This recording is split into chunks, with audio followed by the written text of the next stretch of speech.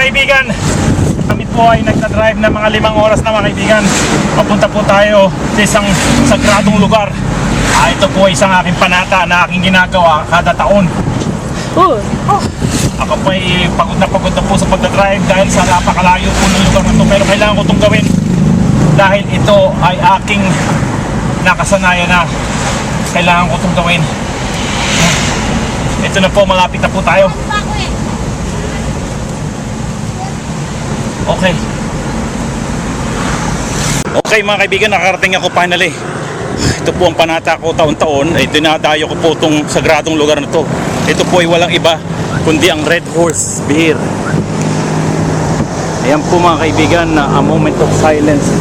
Ito po ay isang napaka gandang lugar na aking dinadayo ang kanilang rebulto. Ayan po mga kaibigan, Red Horse Extra Strong mga kaibigan. Napakaganda po mga kaibigan. Isa pong matapang na beer to. Kaya gustong gusto ko to. A moment of silence. Okay, tama na yun, okay?